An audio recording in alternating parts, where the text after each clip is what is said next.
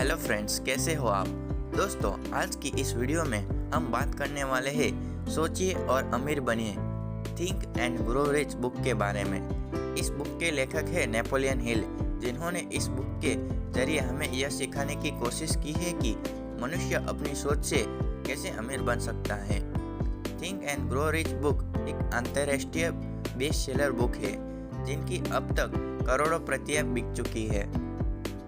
दोस्तों, सोचिए और अमीर बनिए पुस्तक में लेखक नेपोलियन हिल ने हमें विभिन्न चैप्टर्स के माध्यम से पैसों के बारे में बहुत ही सरल तरीके से समझाने की कोशिश की है। कुछ मुख्य चैप्टर्स इस प्रकार है। विचार ही वस्तु है, इच्छा, आस्था, आत्म सुझाव, विशेषज्ञ का ज्ञान, कल्पना, सुव्यवस्थित योजना, निर्णय, लगन, मास्टरमाइंड की शक्ति, अवचेतन मस्तिष्क, डर के 6 भूत। चैप्टर 1, विचार ही वस्तु है। कहते हैं ना कि जैसा हम सोचते हैं वैसे हम बन जाते हैं। दोस्तों, वर्तमान में हम जो कुछ भी है वह पास्ट में सोचे गए विचारों की वजह से है, और वर्तमान में ही हमारे विचार ही तय करेंगे कि हम भविष्य में क्या होंगे। थिंक एंड ग्रो रिच में बताया गया है कि कैसे एक साधारण व्यक्ति एडविन सी बार्न्स अपने विचारों से बल्ब आविष्कारक एडिसन का बिजनेस पार्टनर बनने में कामयाब रहा। यह सब एक दिन में नहीं हुआ। एडविन की सोच और दृढ़ इच्छा शक्ति ने ही उसे अपने मुकाम तक पहुंचाया। नेपोलियन हिल कहते हैं कि इंसान का मस्तिष्क जो सोच सकता है और जिसमें विश्वास कर सकता है उसे वह हासिल कर सकता है। चैप्टर 2, इच्छा। इस पुस्तक में नेपोलियन हिल बताते हैं कि कैसे हम अपनी इच्छा से वह सब कुछ पा सकते हैं जो हम पाना चाहते हैं। इस पुस्तक में लेखक अपनी एक सच्ची कहानी सुनाते हैं, जिसके उसके बच्चे के जन्म से ही कान नहीं थे और वह सुन नहीं सकता था। डॉक्टर ने भी साफ मना कर दिया था कि वह अब कभी सुन नहीं सकेगा। लेकिन लेखक और उसकी पत्नी की यह प्रॉब्लम इच्छा थी कि उसका बेटा सुने। उन्होंने अपनी इस प्रॉब्लम इच्छा के दम पर कुछ ही सालों में ऐसा कर दिखाया कि वह बच्चा सुनने लगा। नेपोलियन कहते हैं कि मस्तिष्क की कोई सीमाएं नहीं है सिवाय उनके जिन्हें हम मान लेते हैं। गरीबी और अमीरी दोनों ही विचार की संतानें हैं। चैप्टर 3, आस्था, फेथ। इस चैप्टर में बताया गया है कि कैसे हम अपनी इच्छा पर आस्था या विश्वास रखना है। दोस्तों, मात्र इच्छा से ही हमें वो सब कुछ हासिल नहीं हो जाता जिसे हम चाहते हैं। इसके लिए हमें हर पर उस पर आस्था और विश्वास रखना होता है। इस चैप्टर में यह बताया गया है कि हम आस्था कैसे विकसित कर सकते हैं और आत्मविश्वास का फॉर्मूला भी बताया गया है। चैप्टर 4, आत्म सुझाव, ऑटो सजेशन। दोस्तों, आत्म सुझाव का मतलब है कि हमें स्वयं से हमारे माइंड को यह समझाना होगा कि हमारा लक्ष्य क्या है और उसे कैसे हासिल करना है। यहाँ लेखक बताते हैं कि हमें किसी शांत जगह पर जाकर अपने लक्ष्य को एक डायरी में नोट कर लेना चाहिए। हमें यह नोट कर लेना चाहिए कि हम क्या चाहते हैं या कितनी धनराशि चाहते हैं। इसके बाद यह नोट करें कि हम धनराशि या लक्ष्य को कितने टाइम में हासिल करना है। इसके बाद हमें रोज सुबह शाम उस लिखे हुए लक्ष्य को पढ़ना है। यह तब तक करना है जब तक विचार या लक्ष्य हमारे सबकॉन्शियस माइंड में नहीं बैठ जाता। यदि हम ऐसा करते हैं तो निश्चित ही हम अपने लक्ष्य को प्राप्त कर लेंगे। नेपोलियन हिल कहते हैं कि हर मुश्किल, हर असफलता, हर दुखी में इसके बराबर या इससे बड़े लाभ का बीज छुपा हुआ रहता है। चैप्टर 5, विशेषज्ञों का ज्ञान।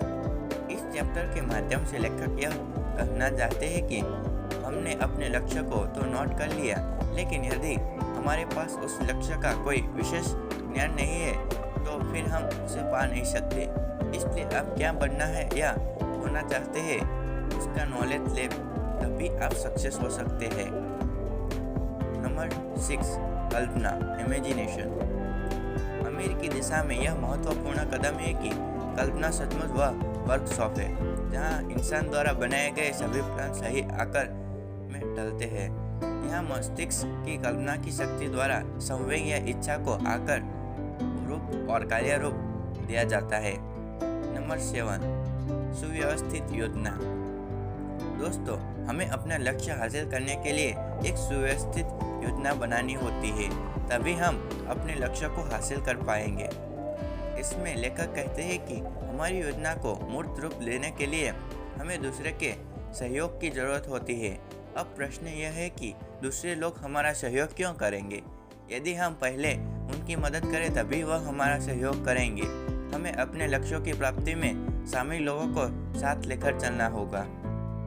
नंबर 8, निर्णय, डिसीजन। इस चैप्टर में लेखक कहते हैं कि हमें अपनी टाल मटोल की आदत पर विजय पाना है, तभी हम अपने निर्णयों पर कायम रह सकते हैं।